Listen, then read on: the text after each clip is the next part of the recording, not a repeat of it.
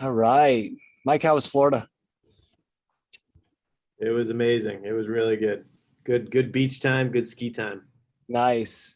Hey, Jeff Schwartz. Want to hear about crazy? What's that? I got up this morning. I drove to the airport. I got on a plane. I flew to a city. I got in a rental car, and I'm now in a Marriott. Whoa, that's a crazy story. Do you live on Mars or something? Poor guy. Yeah.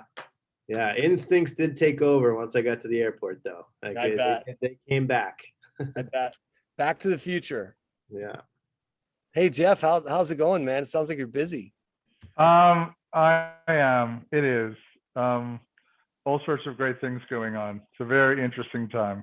I bet. Well, good to see you. You too, All John. right. Sorry, and I know we're trying to catch up. We're playing scheduled tag, but No worries. Liz is figuring it out. Yeah. Yeah, we'll get it done for sure. No worries at all. I'm heads down, and like I was telling the group earlier, I'm heads down on the book, and it's kind of like sometimes I forget what day it is when I'm in that mode. So thanks for your patience. Hey, so anybody new on the call? Nobody? Hi, I'm new. Oh, good. Hey. It says Todd Boyd, Yeah. but I'm Christine Chancellor and I'm co-founder of Tacit. Oh, cool. And Todd's been telling me, he just raves about this platform and he's like, I can't join today. Why don't you join? And you'll love it. So here I am. Awesome. Thanks for coming. I love it. I'm glad you're here for sure. Thank you.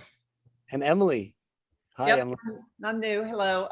Are we discussing the book New Builders or something today? Yeah, we're going to. Yeah, we're going to. Have you read it? Okay, so I saw that advertised on LinkedIn, and my dad's in the book, so I decided I would just listen in and hear about it. And I'm also very interested in small business and the role they play in the economy. And I used to be the director of the Office of Small Business Programs for the Navy and the Marine Corps, trying to create opportunities.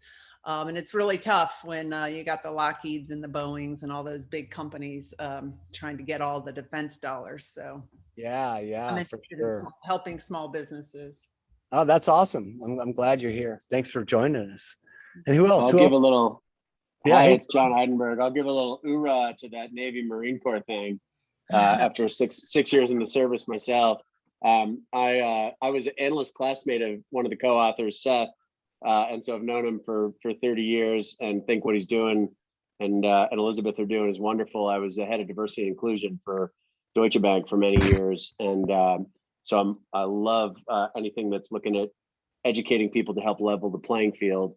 And I'm actually interviewing the two of them right after this. So I was kind of looking for good ideas for my interview. Yeah, that's awesome, man. That's awesome. I love it. Well, welcome, John. So glad to have you. Thank you. Anybody else that's new to the? Yeah, I'm new as well. Claire Jackie. Hey, Claire, how are you? I'm great, thank you. Interested in the topic and talking about how we can empower more folks and kind of do some redistribution of the economy for more equity. So love it. Thanks for being here, Claire. Anybody else? I got one more for you. Andrew Gano here, Boulder, Colorado. I'm sorry, go ahead, go for it. Andrew Gano, nice to meet you. Pleased to be on the call here today. Friend of Jeff Bojar's, he speaks really passionately about all of the individuals and the effort here to find jobs for 1 billion people. And it's a great topic. So fantastic to be here. My background is in leading innovation and strategy for medical device companies. I worked at Medtronic previously and Olympus Medical here recently. So excited to be on the call. Thanks for opening it up. Yeah, thanks for joining us. Hey, Neil, introduce yourself. Yep. Hey, guys, Neil Fox. And Jeff, you must be in Minnesota if you did Medtronic and the other stuff there. Are you in Minnesota, Jeff? It's Andrew. I'm actually in Boulder, Colorado, and welcome to the world of remote employment. Boulder is the second largest office for Medtronic, incidentally, globally. But you're right, the headquarters are in Minneapolis. And what does your tag say, Jeff, instead of Andrew? I'm sorry? Yeah. What does your tag say, Jeffrey, instead of Andrew? He's in the witness protection program. Exactly. Gotcha. There's two Jeffs here. There's two Jeffs. So, all right, Neil, guys. tell you, but then he this is doesn't Neil kill you. Fox. Hey guys, this is Neil Fox. I'm Chief Technology Officer at Hexaware. Hexaware is a billion-dollar IT services company with a lot of delivery out of India and Eastern Europe. My background is in 20 plus years of commercial software product development and really helping small companies drive innovation for delivering value. I'm really passionate, as John knows, about the future of work, and especially with remote and gig workers. So that's me. That's awesome. Thanks. Anybody else? My name's Jim Dunn, and I'm with a company called Deep Partners, and we put together management teams and do investment thesis, typically in the lower middle market PE world, and we're currently focused on light industrial staffing and using transformational technology to reinvent that. And for Emily, I was just had a tour of one of the hubs for AFWorks, Air Force Works, which is last week in Las Vegas. I have 2 boys that are active Air Force right now. That's great, James. Thanks for being here, man. Really appreciate it. I've also said a friend of Brad Felds as well. Oh, that's awesome. Anybody else? All right. Well, we've got such a great group. Thanks for all being here today. Let's jump in. I'm really, really stoked to talk to Seth and Elizabeth today. Seth and I go back a bit.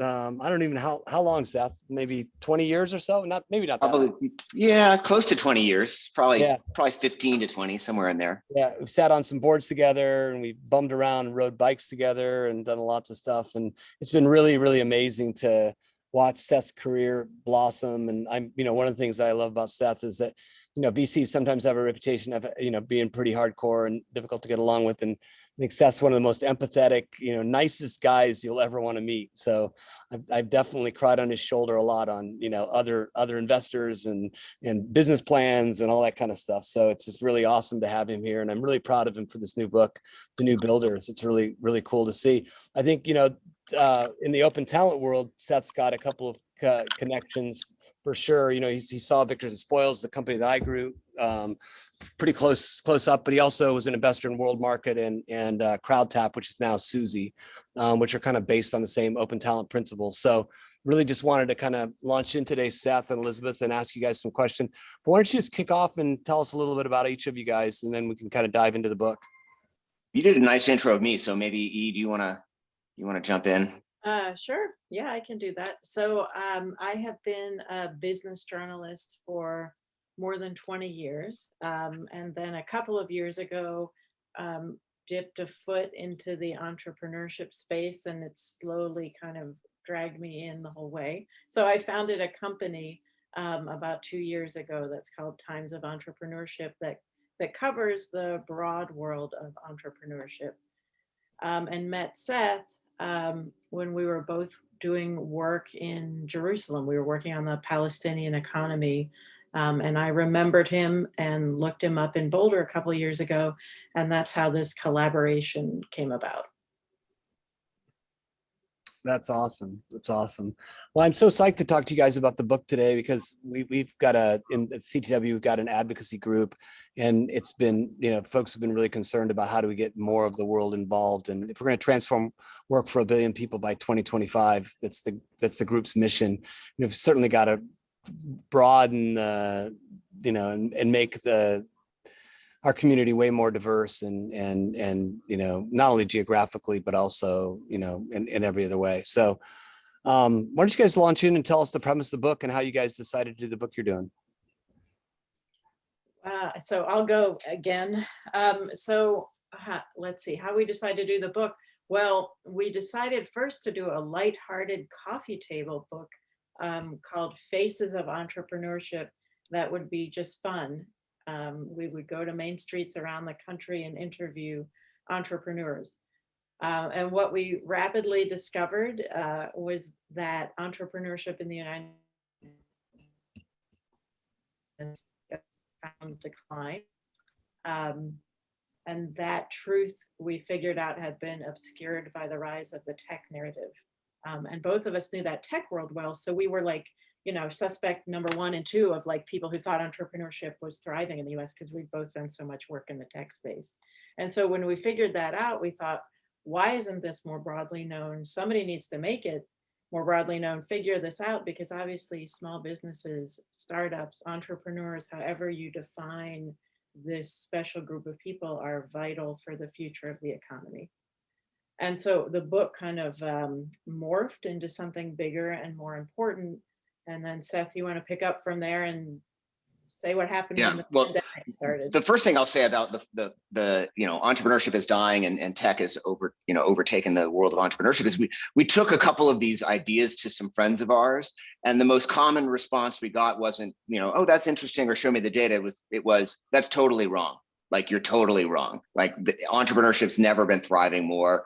The tech world is like on fire. This is before, this is 2 years ago, right? Imagine telling people this today. Although actually we don't have to imagine, because our book does tell it.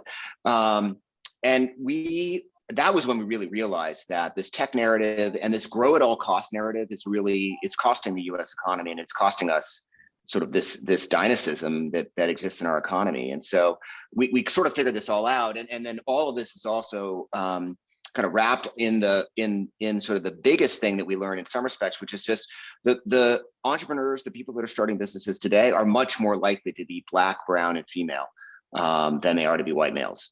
And that was also something that was surprising to us. It was surprising to basically everyone that we talked to about this. We'll talk later in this session about some of the sort of disconnects between the systems of capital and I mean that broadly, not just venture, because venture is like a tiny, tiny, tiny sliver of the market, despite what most VCs will tell you or claim. But capital more broadly, and the people that are actually starting businesses. And that probably relates to why businesses are in trouble. So it's, what happened as we started to write this up was that COVID hit.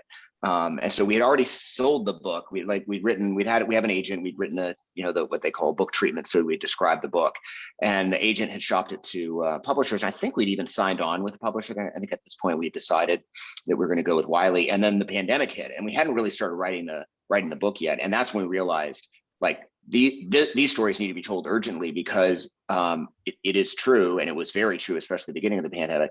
Businesses that were run by people who are Black, brown, and female, by new builders, suffered more under the pandemic or during the pandemic than others. And they also didn't have access to EIDL loans and PPP loans and other things that the government tried to set up to help soften the blow in the same proportion as their white male peers. And so we furiously, and John, you'll appreciate this because you're in the middle of writing a book, but I mean, we furiously wrote this up. I will say, I don't think it suffered from a writing perspective, but we basically wrote the entire book between June and October of 2020. And it was just, I was trying to write, I think Elizabeth doing the same thing. We were each writing like 5,000 words a week, and just to get it out there. But the book is a mix of stories of new builders. We want to actually paint the picture by talking about them, right? And Emily's father, Joe, is one of the people that we talk about. But then also we talk a lot about sort of stats and facts and research studies. And so we try to kind of balance those two things. I mean, you'll have to tell us when you read it whether you think we kind of got the balance right. But I learned a lot, frankly, about writing narrative from Elizabeth. As it turned out, I really liked kind of digging into research and just writing the most dry, boring crap you can imagine.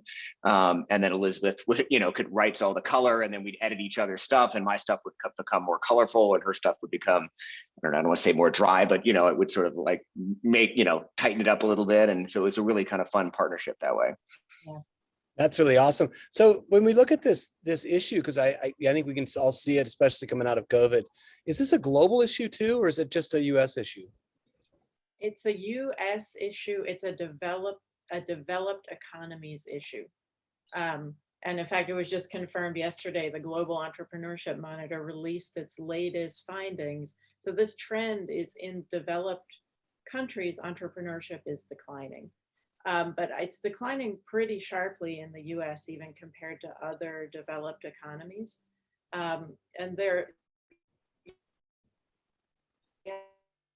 people that theories about why this is happening, and I developed one. Two, that's definitely, I think, a key factor, which is that disconnect of capital and the lack of a safety net. And that insight on our part comes from when we figured out who the new builders really are. But yeah, it's a problem the US has, and there are unique nuances to the problem in the United States. Oh, that's great. So that, I mean, it's really interesting, Seth, when you, and both you and Elizabeth mentioned it, but if you would have asked me the same thing, being a lifelong entrepreneur, I would have said, no way, entrepreneurism is growing up. It's blowing up everywhere. And I think all of us have bought into that Silicon Valley, narrative. Let's dig into that a little bit. I mean, what is entrepreneurship? I mean, what do you guys define it as, and how do you view the world as a kind of a nascent, kind of 0 to 1, place, right? And Tom just asked this question too, so I think it's highly relevant. I mean, at some basis, it's just the number of new businesses getting started minus the number of businesses that are going out of business, right? And there's a certain, and people don't think about it exactly this way, but like the birth and death of businesses, we describe it as sort of like a forest, right? You need turnover in order to sort of create what they call dynamism in the economy. And the dynamism in the US economy has been declining and declining very rapidly. And so for years and years and years, the net number of new businesses was positive in the US. And it's still mostly positive, but on a very declining basis. But there were a number of years, particularly 2009, 10, 11, where the number of net new businesses was actually negative. And overall, it is just way below the trend line, and so we're starting fewer and fewer businesses than you would expect us to start. But at some base level, that's kind of how it's measured, and it's important for a bunch of different reasons. And by the way, the other measure might be if you look at just the average age of a firm in the United States, it's going up significantly. So it's fewer businesses are coming in. It's sort of like you would measure the average age of a population, right? You need some younger people to come in because eventually the population turns over, and that's true in business, and eventually businesses sort of run their course. But the average age of businesses is actually going up pretty precipitously right now in the US. That's a quick question there. I think given the context of where you're presenting, one of the things that we all know pretty well in the freelance world is there's a lot of individuals that register as businesses, like LLCs, right? And they tend to be one-person companies. Is that a part of the analysis? Is that a part of the segment that you look at, or did you actually take that off, that single person companies, because that might inflate the numbers if you're talking about entrepreneurs as job creators, people that are employing other people? How do you think about that? So that's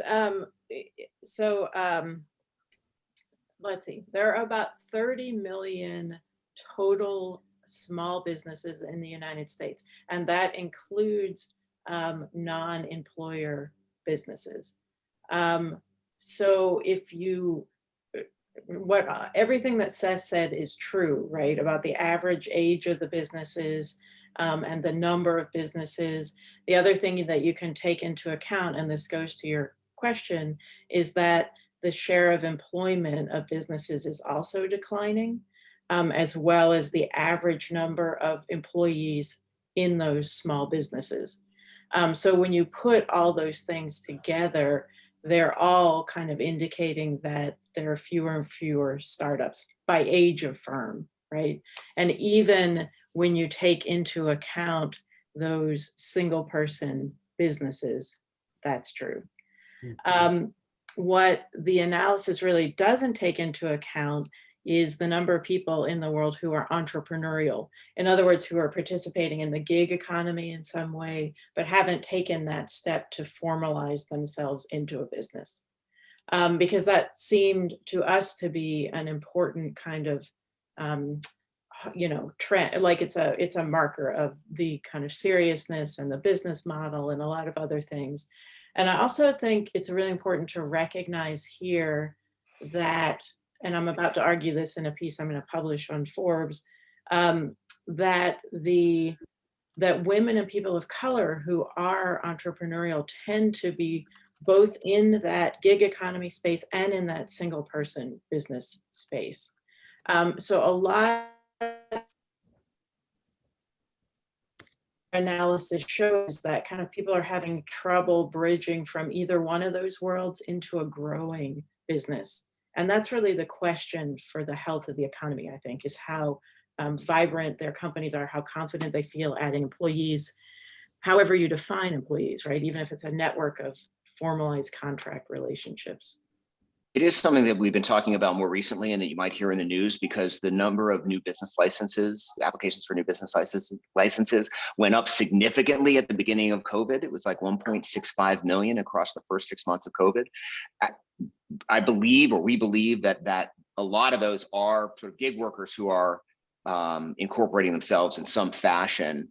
Elizabeth mentioned 30 million firms registered in the US.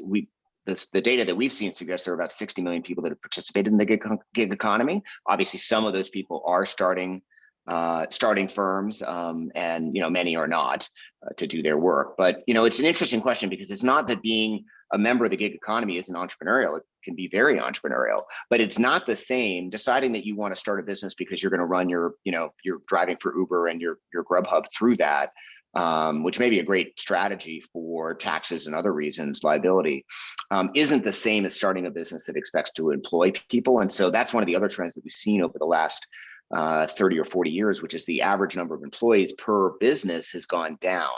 And again, it matters because when you add all the numbers up, the small side of the business economy has been struggling and has been hurting. So, but it's still in aggregate quite large. Small businesses employ nearly 50% of the U.S. workforce, and they are responsible for about 40% of U.S. GDP.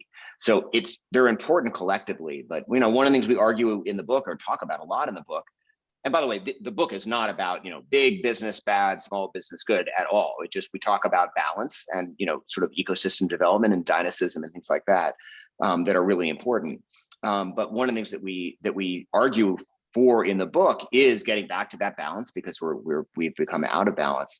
But it's also that it's just easy to kind of skip over small businesses. There's one quote that kind of sticks out. I'm going to paraphrase it because I remember exactly, but we were talking to someone who was a politician, does economic development, and they were essentially saying, you don't get any credit for Joe's Sub Shop and 5 other businesses created 6 jobs each in the downtown corridor versus such and such big company came to town and brought with it 40 or 50 employees. It's not that the 40 or 50 employees aren't important. It's just that we can't lose sight of the power of these small businesses, and a lot of that power comes from viewing them collectively. Yeah, I love that. Hey, Steve Rader, I know you had a question you put up on the chat. You want to jump in here? Oh yeah, I mean, I'm just thinking, and we're kind of addressing it here, is that the freelance economy, right? And all of these new freelancers, depending on how they're being categorized, seem to be displacing some of this, right? Because I no longer have to hang up my own shingle. I can use a platform like Upwork or one of these other platforms to find the work for me and not have to do all that. And instead of hiring employees, I can turn around and use other freelancers to kind of staff and build more. I'm just curious how much of that was in the discussion. I'm sure there was. It's curious how that might offset things, because that's the big trend we're all kind of watching. Yeah, and it is a big trend. I guess I think there's a tendency in the tech world to look at that change in a positive way, because I think in the tech world there's a bias to look at change in a positive way. But I'll give you an example of a woman-owned business that I interviewed early on in the pandemic. Because the issue here is really that so much of the power in the economy remains in the idea of institutions and structures. So much of our government aid, so much of our banking system, so much of our mindset is really wrapped up in that idea. And so what happened to this woman who was, super smart, highly educated, she's a World Bank employee, and she had set up a company that was doing games to help educate people in developing countries, but working from here. So she's here, she's got a network of freelancers around the globe, 7 of them. And they were her team. She thought of them as her team. They worked full time. She paid them full time, but they weren't her employees. And so when the pandemic hit, she had to go, she went under because she was not in the formal economy enough to survive, because she didn't have access to the financing or the government grants. And that's really, I think, the heart of the problem that we're looking at. It's not the finance system maybe does need to change to meet the rising needs of the new economy. Or I think that's what we fundamentally say, but I don't think that leads you to the conclusion that we should redo the finance system to meet the needs of freelancers, right? We need to have kind of a real conversation about what companies should look like. This is my thought process as a woman business owner, right? But there's the other side of that, which is non-pandemic times, which is the burden of taking on employees and, events that come up and having to fund health insurance for them. And it seems that on the other side of that, there's the same burden that could stop someone from starting their own business and taking on employees and want to go with freelancers. Because it wouldn't affect them as much, and they would need those grants because they could just finance them with their revenue. I'll make a couple comments on that because I think it's absolutely true. We don't, to Steve's initial point, like I don't know that we don't know how to count yet, right? The government, at least, right, which is the entity that collects the data, doesn't know yet how to count freelance workers. And there are a lot of businesses that take advantage of freelance workers, which I think is a really positive thing.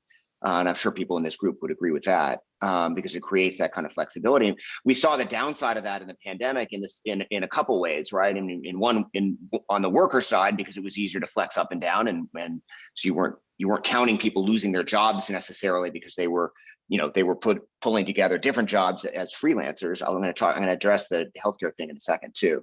But we also know that, at least anecdotally, that smaller businesses, and particularly businesses that are run in particular by women in sort of the research that we saw, are more likely to use the informal economy. And that was actually one reason why the PPP loan structure didn't work very well for a lot of these businesses, because they didn't necessarily have full-time employees, right? And so that was one of the limitations. And I think that really, the fact that was a limitation really brought to the fore the fact that these businesses were starting to use these more flexible work structures.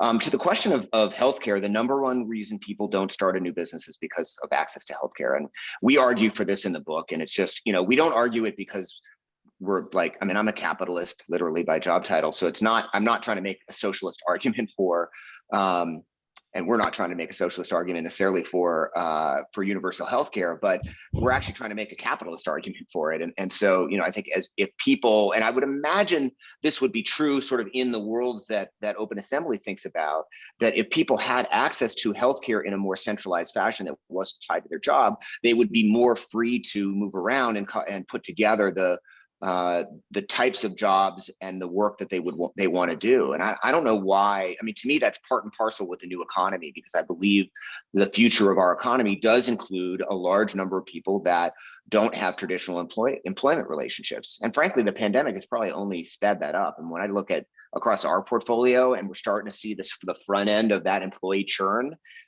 which is not surprising to me at all. And that it's a lot of people, especially people that are a little bit younger and maybe don't have kids yet, who are saying, hey, I want a different lifestyle. The pandemic kind of taught me that I wanted to be able to do some different things. And we should be enablers of that, right? That's not necessarily a bad thing. We don't have to always have a one-to-one relationship between employee and company, but the relationship has to be one where there's a basic sort of economic stability on both sides of that equation. So you help businesses by allowing them to hire flexible workers, but we also need to figure out ways to protect workers, either with things like healthcare and others. I'm not arguing. In fact, I'm arguing against California and other proposals to make gig workers W-2 employees. That's not what I'm saying at all. But we could use some different way of thinking about how the worker side of that equation works, because it'll make everyone, I think, more productive and be able to work more flexibly.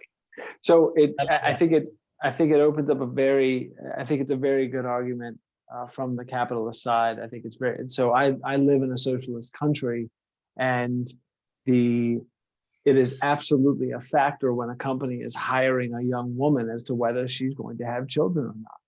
And whether they're going to have to front the bill for 36 months of 67% of her salary, because she's just not going to be working for that time. It does come into play. So it's a very interesting perspective from the employer point of view, from the employee point of view. And I like what you said. It's difficult, and it might mean more burdens on the company financially to pay so that the state can cover those costs when they come. Or maybe we just need more women-owned businesses who will innovate in Right. this way to solve the problem. Right. I mean, it seems to me that there's an overarching category here, right? It's like the through line to me is that, technology has dropped at a significant price decline, right? I always talk about, putting, and Seth, you remember when I had sports and fitness, we put $100,000 into Ethernet in 1995. They're only to have a dog eat some of the cable and rip it all out and put another $100,000, just like put 120 people on Ethernet, or sorry, on dial-up and through the Ethernet network. And now, getting online is a little bit cheaper than the $200K I spent to do that. And so obviously it means that businesses in general, because of that technology drop, people can break away from big businesses and pursue their passions. They can be a part of the passion economy. And for some people, it might be starting a small business. For others, on a continuum, it might be just doing what they do and they love to work on the platform, or working on a platform so they can be an artist or do something else. But I think this is a continuum that technology has enabled. I guess that's my question. How do you see technology playing a role in? Because I think it's curious to me that I can see that the number of employees for small businesses has dropped. I'm not sure if that's a negative or a positive, in that, technology's enabled small business to run way more efficiently with all the kinds of systems that have been supplied by platforms like Stripe, or, delivery platforms, whatever those things are that enable a company not to do it themselves and have the staff to do it. Well, maybe I can partly answer your question by saying, if you overlay the patterns of women and people of color on the question of business size, I think it does point to the idea that that there are ambitions that are being stifled here. Because what's happening actually right now, especially in the women-owned sector of the economy, is that Black women are starting businesses at an incredible rate, right? They're responsible for 64% of all the women-owned businesses being started, and women are already starting businesses at 4 times the rate of men. But within the women-owned economy, there's a real split developing where white women are growing in terms of employees and Black women are not. And in general, women-owned businesses stay smaller than male-owned businesses. So I think when you look at that whole picture, a kind of clearer message comes that runs counter to this idea of it's all okay, right? It's all positive. Yeah, and I think, Elizabeth, yesterday I was listening to a fascinating podcast on New York Daily, about why the birth rates in Japan continue to be low, is because now many of the women, the workforce participation in women in Japan is higher than the US, but the participation of men in domestic chores is way lower in terms of hours. So they're like, why the heck am I going to get married and have babies and take care of everything and take care of work? So it feels like for a woman to become an entrepreneur, there has to be a societal change that has to happen as to, participation of everybody else in making the family unit successful or the company successful. It feels like without that, it's only a particular type of person that can take on the challenge of, I'm going to run a company and I'm going to run a family without too much change in the. What have you heard about? Has that notion changed, at least in the US, about how the society is coming together to change that notion of the woman is supposed to do everything and that's how she's a superhero, versus maybe there should be greater participation everywhere? Oh yeah, that's a great, well, thank you. Thank you for bringing that up, because I feel like that's a fundamental truth that's been developed in the research, right? That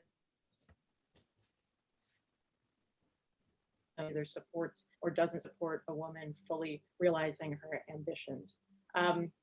so changing that conversation, I mean, this is what I live in, right? I interview women about this. I am a woman entrepreneur myself. I think the conversation has progressed, but not very much. That's what I would say. I mean, if you look at the number of Fortune 500 CEOs that are women, it's like up 1% over the last 30 years. I mean, right?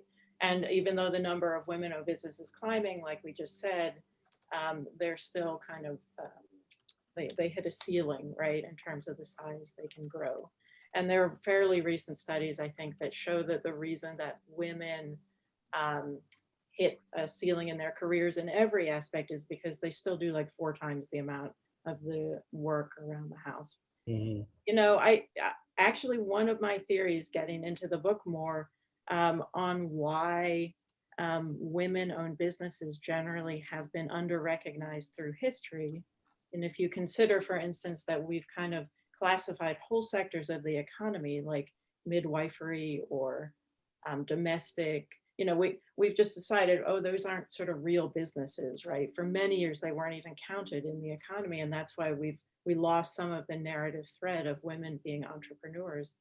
If you look at that question and say, okay, why would our patriarchal system be leaving out that whole sector of the economy? So a feminist that I was talking to last week suggested that the reason is we really can't grapple with the idea of properly valuing women's work at all. And the valuing and recognizing and counting properly women as business owners is like opening the door to that bigger argument. It brings up the broader question, and John's question is sort of what are the enablements of business, right? Of people starting small businesses.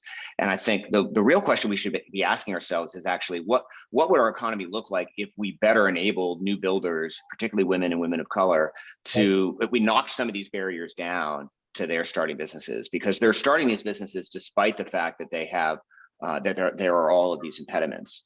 And I think that's a lot of what we ask in the book, right? I mean, so if you look at Silicon Valley, and I use that term broadly speaking, so I mean literally physically Silicon Valley, but also other pockets of entrepreneurship around the United States, which have been growing, right? Boulder's a good example of one.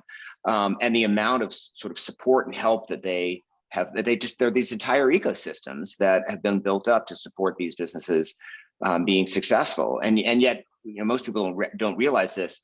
The percentage of businesses in the United States that take money from venture capitalists that's 1% of businesses. So there's 99% of businesses that don't take venture money. Now, venture is important, and obviously to John's point, right? I mean, you listed a couple companies that are enablers of other types of businesses, whether it's Google or Stripe or PayPal or whomever. That's important, and other businesses then leverage those innovations, but there's just this huge sector of the economy we love, and this is what we talk about, right? The internet or the technology sectors have like taken over our view of entrepreneurship, even though it's this tiny sliver of our economy. And by the way, for what it's worth, only about 17% of businesses are funded by banks. So the vast majority of companies are out there sort of going it on their own. They're raising money through credit cards. They are funding themselves through credit cards. They're funding themselves with a home equity line or from money from friends and family. Unfortunately, after 400 years of systemic racism in the United States and sexism, Black families have 1/10 the wealth of white families. Hispanic families have 1/7 the wealth of white families. So they don't have the same resources that the more typical, if you will, white male entrepreneur did 50 years ago starting a business. But we haven't done anything to really close that gap. And by the way, the banking system is also very biased. And there's plenty. We actually cite a bunch of research. In fact, a researcher, for those of you that happen to be in Boulder, the researcher Alicia Robb, who did a lot of this, who led a lot of this for the Federal Reserve, happens to be in Boulder now. But those are problems, and we talk about ways to both expand access in the banking sector, which has become incredibly consolidated, by the way. There were 14,000 banks in the United States 20 years ago. Today, there are 4,800. Most of that consolidations happen at the lower end of the banking sector. The top 4 banks control 80% of U.S. deposits. I mean, these are impediments to people being able to start businesses and access capital. And in the book, a lot of the stories we ended up telling, and this we didn't go into the stories thinking about, but we came out of the stories and realized, hey, did they talk about a community banker again? Wow. It was the importance of this community banking system that we've been decimating. And so the number of new builders that we profiled that got the boost that they needed because some community banker looked beyond the algorithm and was able to really see what they were trying to do was pretty remarkable. So anyway, lots in that answer, but I think these are really important topics to consider. Yeah, that's really great. Hey, Denise, I know you put some comments up in the chat, some questions, but also Denise has been leading some of the advocacy work around us, the CTW group globally on how do we, ensure that diversity and inclusion is baked into the freelance economy and open talent. But Denise, you want to kind of just maybe ask your question and talk a little bit about your perspective that you presented the other day that I thought was really awesome. Yeah, so I think we covered the social safety net Steve brought up, and that, we describe that is like a system of levers that distributes wealth throughout the economy and throughout the labor pool that kind of levels the playing field a little bit. And our one primary concern was the absence of that in the open talent economy. How do we solve for that? And that's a hard one. The other thing we brought up when we spoke was just the degree of mindset and readiness for a massive amount of people to become entrepreneurs. It is a very difficult, lonely, hard process. And you've just outlined a ton of points there as to why that is the case. So the other issue that we posed is who is the type of person that's ready to be an entrepreneur? Being a company of one and looking to grow it is very different from an office first traditional employment situation. And how do we help people on scale and on mass develop that mindset and skill set to even know where to look for the resources to build up their company and their ideas? So there's huge gaps that exist there. Those are the things that we talked about from the advocacy perspective last week. Was there anything else, John, that we talked about that stood out? What's that? I'm sorry. Was there any other points that we talked about that stood out? That was it. Those are the strong ones. And also, I think you had some questions in the chat as well earlier on that I didn't get to. Oh, I'm very chatty in the chat, so. Okay. I can kind of, I like all of those things are really cool stuff to think about, right? Interesting stuff to think about. And one of the chapters in our book is actually about failure and about the fact that in the United States, the appetite for failure is declining. We used to be set apart by our willingness to take a risk and potentially fail. And that, as measured again by the Global Entrepreneurship Monitor, is declining. And but here, I just want to bring in, especially because Emily's on the call, that we did. So we wrote in detail about Stanton, Virginia, which is a community about 2 or 3 hours south of me here. And Joe Harmon, who is Emily's dad, was central to redeveloping that town and turning entrepreneurship into a part of the identity of the community. And it is actually, they did a whole host of things, right? They weren't a super wealthy community. They were an old agricultural kind of railroad town. But by having a strong core of committed small business owners way back in the 80s, they really seeded a tourism revival, and then they kind of wove an entrepreneurial spirit into the whole community. So there's an angel investment network. There is funding from the state that helps fund businesses. There's also all this emotional support, which I think goes to some of the points that were just raised. So being an entrepreneur in Stanton is a cool thing, no matter what kind of entrepreneur you are, not just a tech entrepreneur, but any kind. And that's really kind of baked into the town. At least that's my read on it. And that's what I was told. I don't live there. I think Emily still does. So I don't know if she wants to add to that, but Stanton's a real success story in that respect. No, it is. Thanks, Elizabeth. Yeah. I remember when my parents moved here, I grew up in Northern Virginia. When I was away at college, my parents moved to Stanton, and my dad bought a building right in downtown across from Mary Baldwin University that was just going to be, bums were peeing in it, homeless people were living in it. It was a mess. And my mom cried when he bought it, and they ended up turning it into a small hotel. It started out a bed and breakfast, but they ended up having 5 or 6 different buildings with about 26 different rooms. They also had a jewelry store. And then at one point they started a restaurant too, which is still downtown. And he helped get the Shakespeare Theater to relocate there. And that brought in a lot of tourism and a lot of people coming to Stanton, and it's pretty cool. I love living here. And one of my college roommates just moved in right down the street. He bought he came down to buy the sign for this bar and restaurant called Marino's.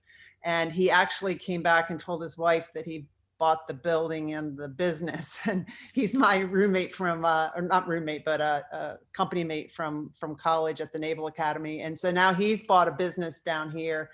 The woman who owned it passed away at age 99, and they played bluegrass there, and he's revitalizing it. So it's just so fun to see people come in and do that and invest in a town like Stanton. I love living here. And they even have an innovation hub now. So it's pretty cool. I love that. That's a great story. I'm from a very small Midwestern town that suffered a lot from, lack of employment, and it's really sad to see. And it's cool to hear success stories like that. Hey, Brian Pena, I know you've got your hand raised. Yeah. I've been sitting here just fascinated with the topic. It's so timely and top of mind. Thank you so much for taking the time to share it. I have two points. One, I was really intrigued, Elizabeth, when you said that the data showed that there's a decreasing willingness of people to take risks and the risk of failure, which is really, it's going to sound really weird, but it's kind of anathema to the way that Americans look at themselves. We always celebrate the trope of the people who overcome overwhelming odds to succeed. And so that willingness to take on less risk of failure, I think, is an interesting thing. Could you talk a little bit about that? And then I have another follow-up question, if you'll indulge me. Yeah, well, so when we were writing that chapter, actually, so there's a couple of academic theories about why that is. One is that in developed countries, there are more options for people that don't have any risk of failure attached to them, right? And so if you can take the easier, safer, secure, what seems to be a more secure route of a corporate job, I would argue, and I'm sure everybody here would agree, it's not necessarily very safe these days. Yeah. But I think that's part of the picture. I think the safety net that we've been talking about, I think the consequences of not succeeding in a business are now greater, right? Because there's no social safety net. It feels very dicey. And then Seth, actually, when we were writing along, came up with this idea. And so I'll open the door for him just to share that question of our parenting styles.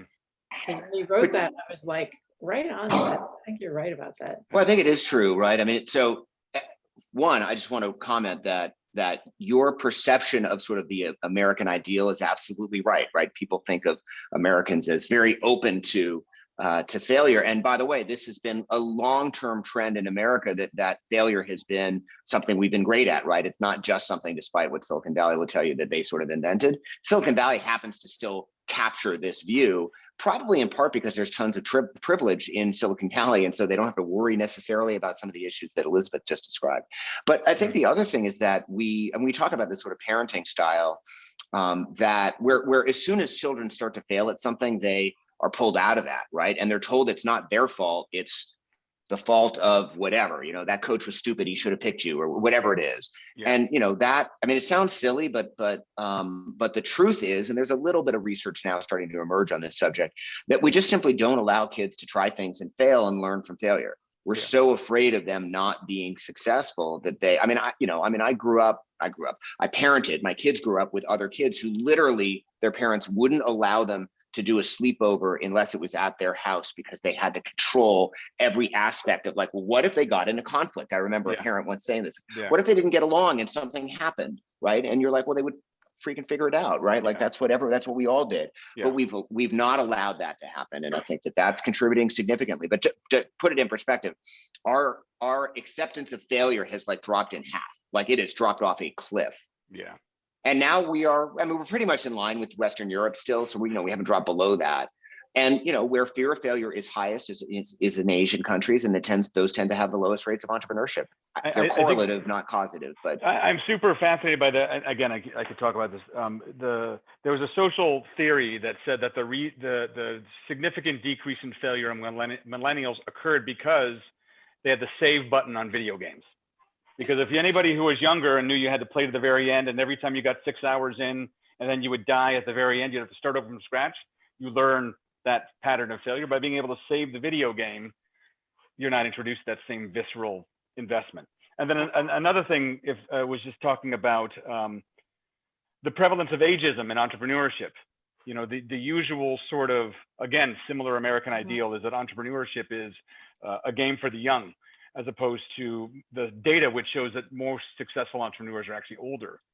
Did you really see any kind of bifurcation in the ages in your samples or in your research? We have a great quote from John Doerr that, or no, it was maybe it was Paul Graham. I think yeah, whoever. And one of both very famous sort of VC types, and they were basically saying like, if the founder's above 32, I kind of don't want to see it.